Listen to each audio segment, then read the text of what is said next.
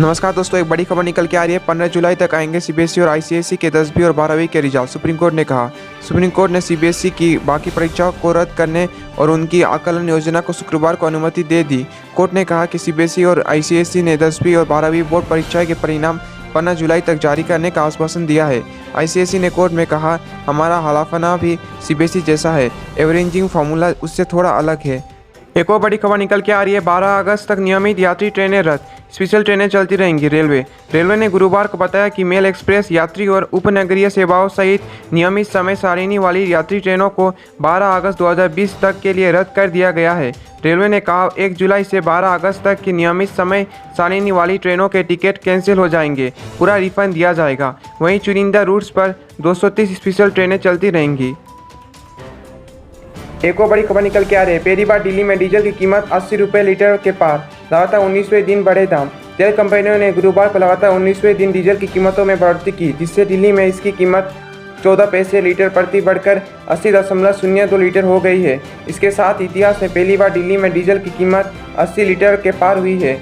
वहीं गुरुवार को दिल्ली में पेट्रोल का दाम 16 पैसे लीटर बढ़कर 79.92 लीटर हो गया। एक और बड़ी खबर निकल के आ रही है। दिल्ली में अब कोरोना मरीजों को सरकारी सेंटरों पर जाने की जरूरत नहीं, सिसोदिया। दिल्ली के उप मुख्यमंत्री मनीष सिसोदिया के अनुसार केंद्र सरकार ने अपने उस फैसले को वापस ले लिया है। इसके तहत कोविड-19 संक्रमित मरीजों को स्वास्थ्य जांच के लिए कोविड सेंटरों पर जाने को कहा गया था। सिसोदिया ने कहा, अब मेडिकल टीमों मरीजों के घर जाकर देखेंगी कि वो होम आइसोलेशन में रह सकते हैं या उन्हें अस्पताल की जरूरत है।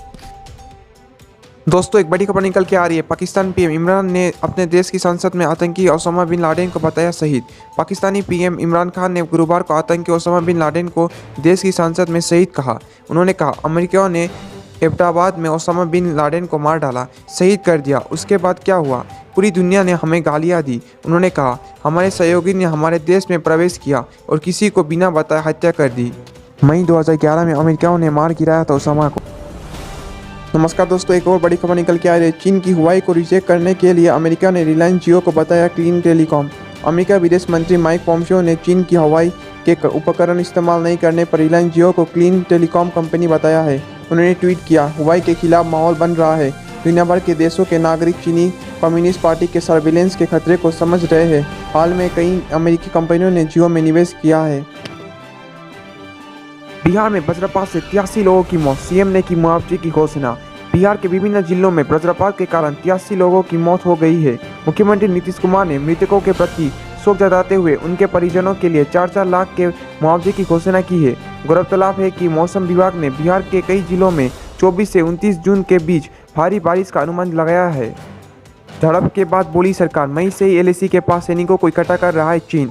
हाल ही में गलवान घाटी में चीन के साथ हिंसक झड़प में 20 सैनिकों के शहीद होने के बाद विदेश मंत्रालय ने कहा है, चीन मई की शुरुआत से ही एलएसी के पास सैन्य टुकड़ी और युद्ध सामग्री इकट्ठा कर रहा है। मंत्रालय ने कहा, इस साल चीनी सेनाओं का रवैया पूरी तरह से आपसी सहमतियों का उल्लंघन है। एक बड़ी खबर निकल के आ रही है। 16 वर्षीय टिकटॉक स्टार सिया कक्कर ने दिल्ली में किया suicide. TikTok star Siya Kakkar ने गुरुवार को दिल्ली में सुसाइड कर लिया और इसकी पुष्टि उनके मैनेजर ने की है। अपने डांसिंग स्किल्स के लिए टिकटॉक पर मशहूर और इस प्लेटफॉर्म पर 10 लाख से अधिक फॉलोअर वाली सिया कथित तौर पर प्रीत बिहार स्थित घर में मृत पाई गई। बतौर मैनेजर सुसाइड का कारण निजी हो सकता है। तो एक बड़ी खबर निकल के आ रही है। रूस के आर्कटिक क्षेत्र में लगी आग की सैटेलाइट तस्वीरें आई सामने। रूस के आर्कटिक क्षेत्र में जंगलों में लगी भयानक आग की तस्वीरें सामने आई है और साथ ही साइबेरिया के बिरकोयास्क कस्बे में नया अधिकतम 48 डिग्री सेल्सियस तापमान दर्ज हुआ है। हालांकि विश्व मौसम विभाग ने अब तक इसकी पुष्टि नहीं की है। ब्रिटिश यूनिवर्सिटी के वैज्ञानिक ने बताया, यह एक बड़ा संभावित खतरा है जो सामने आने वाला है। धन्यवाद। अगर अच्छा लगा तो लाइक, शेयर, कमेंट करना मत भूलिएगा।